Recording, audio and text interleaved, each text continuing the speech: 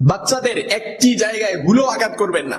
যদি বাচ্চাদের এই জায়গায় আঘাত করেন, স্বয়ং আল্লাহ তাআলা রাগান্বিত হয়, আল্লাহ তাআলা নারাজ হয়ে যায় এবং আপনার বাচ্চার ভয়াবহ ক্ষতি হতে পারে।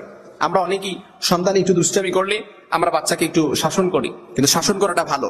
সন্তানকে অর্থাৎ রাগান্বিত হওয়া সন্তানের প্রতি, সন্তানকে শাসন করাটা ভালো, তবে বাচ্চাদের এই জায়গায় ভুলেও আঘাত করবেন না। কারণ আল্লাহ তাআলা মানুষকে সৃষ্টি করেছেন সুন্দরতম অবয়বে।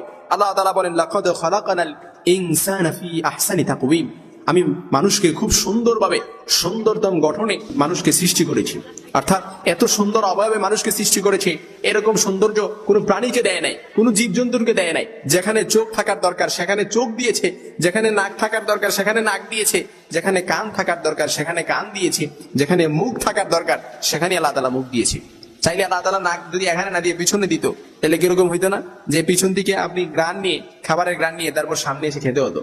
কিন্তু না, আল্লাহ তাআলা আমাদেরকে সুন্দরতম অবয়বে সৃষ্টি করেছেন। আল্লাহ তাআলা বলেন, আল্লাযী খালাকাকা ফাসাওয়াকা ফাআদালাক, আমি মানুষকে সুষমভাবে সুবিন্যস্তভাবে মানুষকে গঠন করেছি। সুবিন্যস্ত বোঝেন? অর্থাৎ হাত যেভাবে থাকার দরকার এইভাবে দিয়েছে, পা যেভাবে থাকার দরকার এইভাবে দিয়েছে, চোখ, নাক, মুখ, কপাল, আল্লাহ তাআলা সবগুলো আল্লাহ তাআলা যেভাবে দরকার সেভাবে সুবিন্যস্তভাবে সাজিয়েছে। এরপরে আল্লাহ তাআলা বলেন, আল্লাযী খালাকাকা ফাসাওয়াকা ফাআদালাক ফি আইয়ি সূরাতিন মা শাআ রাক্কাবাক, যখন ফেরেশতাদেরকে বলল যেখানে হাত থাকার দরকার সেখানে হাত দাও, তারপর যখন আল্লাহ তাআলা চেহারা নিজ আকৃতিতে চেহারা যখন ফেরেশতাদেরকে আল্লাহ তাআলা ফেরেশতাদেরকে দিয়ে চেহারা বানায় নেয়, আল্লাহ তাআলা নিজের কুদরতি হাত দ্বারা আমাদের চেহারা বানিয়েছেন। কারণ বান্দা কপাল দ্বারা আল্লাহ তাআলা সিজদা করবে, বান্দা চোখ দ্বারা আল্লাহ তাআলার কোরআন দেখবে, ঠোঁট দ্বারা আল্লাহ তাআলার কোরআনে চুম্বন করবে, মুখ দ্বারা বান্দা আল্লাহ তাআলার জিকির করবে, কান দ্বারা বান্দা আল্লাহ তাআলার কোরআন শ্রবণ করবে। এই জন্য আল্লাহ তাআলা সুন্দরতম ভাবে এই চেহারাটাকে সৃষ্টি করেছেন। বান্দা যদি গুনাহ করে, হাজার গুনাহ করছে, সবকিছু করছে, বান্দা যদি জাহান্নামেও যায়, এই চেহারা কিন্তু জাহান্নামে যাবে না।